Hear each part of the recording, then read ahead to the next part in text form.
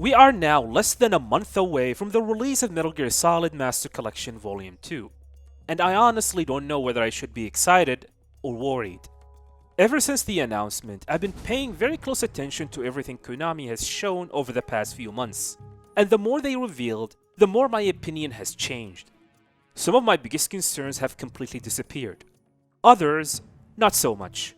So in this video, I want to talk about my biggest hopes and my biggest fears for Master Collection Vol.2. Let's get started. Let's start with the most important game, Metal Gear Solid 4. Because believe it or not, when Konami first announced this collection, MGS4 was actually my biggest concern. Out of those 3 games of the collection, MGS4 is the main attraction, the main focus, and probably the main reason many will end up purchasing the collection for. For the past 18 years, Metal Gear Solid 4 Guns of the Patriots has been locked away on the PlayStation 3.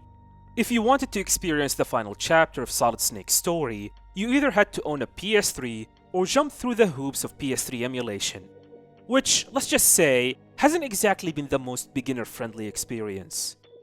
So naturally, when Konami finally announced that MGS4 was coming to modern platforms, I was excited, but I was also skeptical.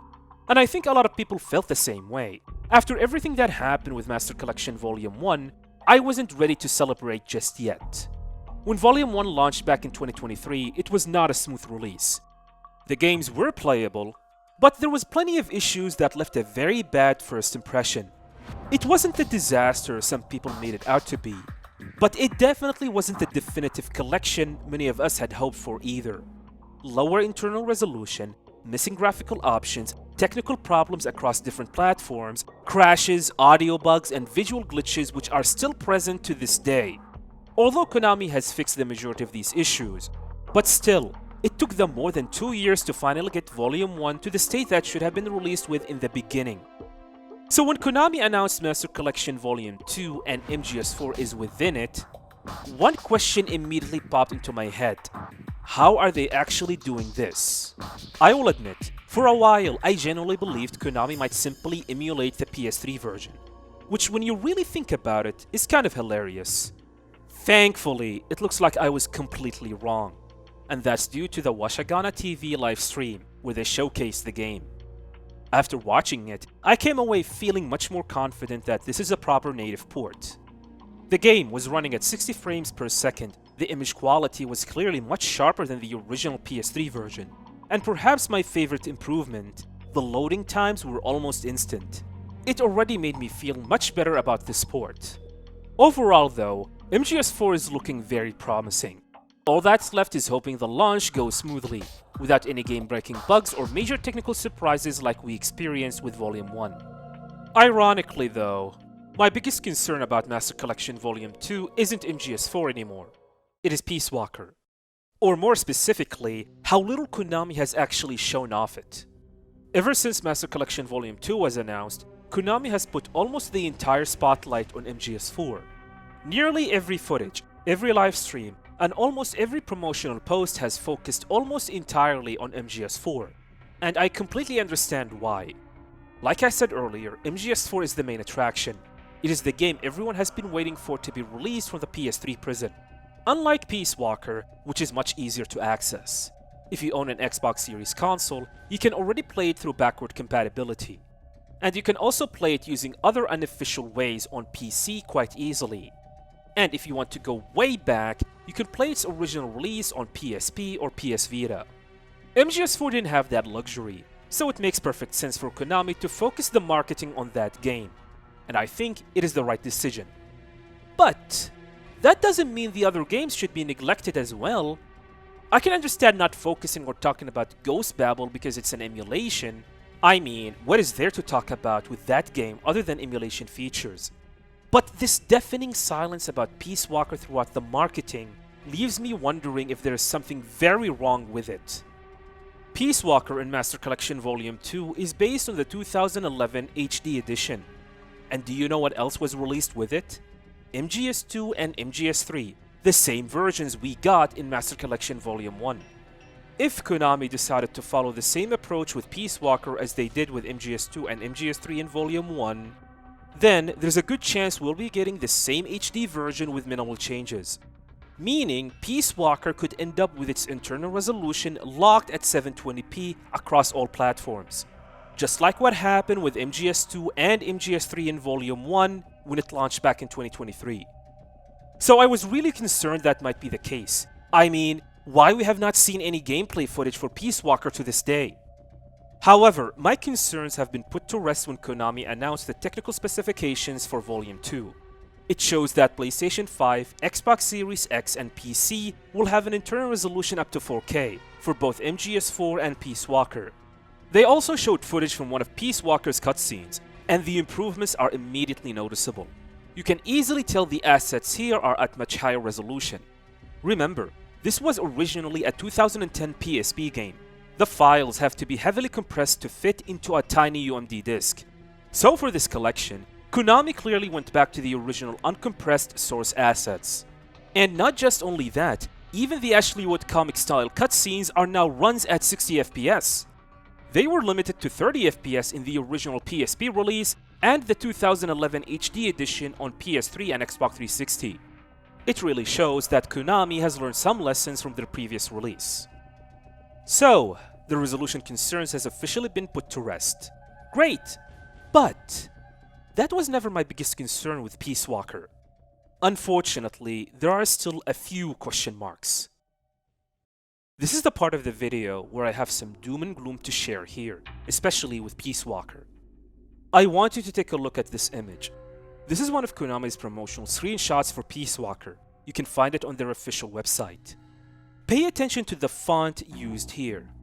Now compare it with this image from the Xbox 360 version. Looks similar, right? There's hardly any difference besides the button prompts. Now, I want you to compare it to the PlayStation 3 version. You can easily spot the difference in the font here. So what does this tell us? The font appears to match the Xbox 360 version of Peace Walker much more than the PS3 version.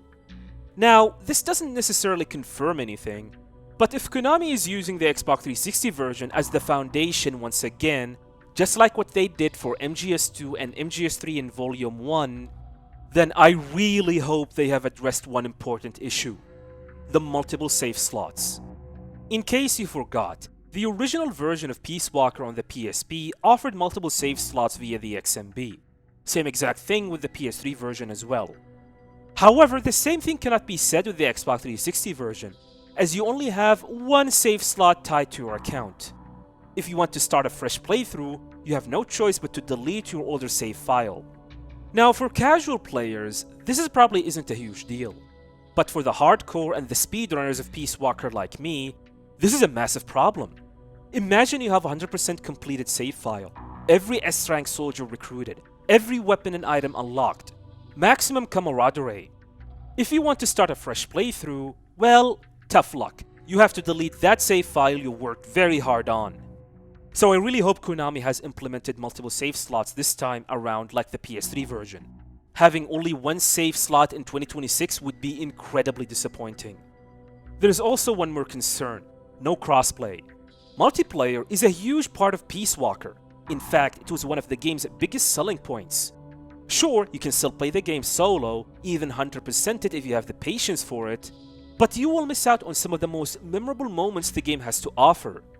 Taking down giant AI weapons with friends and tackling the extra ops together is what made Peace Walker so special. That's why I find it baffling that Konami isn't supporting crossplay. I am worried we might see a repeat of what happened with Fox Hunt, where it is already becoming difficult to find matches. That mode lost much of its player base only a month after launch. And here's a word of advice. If you are the type of person who cares about trophies and achievements, Peace Walker has 3 online related ones. Unless Konami decides to remove or modify those requirements in Volume 2, I would recommend unlocking them sooner rather than later. Because if history repeats itself, finding online matches a few months after release could become very difficult. Still, I hope Konami eventually releases a patch that adds crossplay, but to be honest, I am not going to hold my breath. And finally, let's talk about Ghost Babel. Don't sleep on that game. It is fantastic. If you have never played it before, this collection is probably the perfect opportunity. Despite being a Game Boy Color title, Ghost Babel somehow manages to capture the feeling of a classic Metal Gear almost perfectly. Great level design, fantastic boss fights, excellent music, and honestly, it is one of the best games ever released on the Game Boy Color. Since it's running through emulation, we will get modern emulator features like screen filters, aspect ratio options, save states, and, my personal favorite, rewind. Ghost Babel isn't exactly known for being easy. Trust me, you will appreciate that feature. So, in conclusion, where do I stand? Honestly, I feel much better about this release than Volume 1. Aside from the small things that we, the hardcore players, are worried about, things are looking very promising. MGS4 has gone from being my biggest concern to the game I am most excited to play. Peace Walker still has a lot of unanswered questions. Ghost Babel looks like it will be exactly what I expected. Overall, this is looking much more like the definitive collection we were hoping for. A definitive Master Collection. Now all that's left is seeing how it performs when it's actually in our hands. And if everything goes well, I can finally retire my PlayStation 3. Or as I like to call it, my Metal Gear Solid 4 machine. I will be streaming the collection live day 1.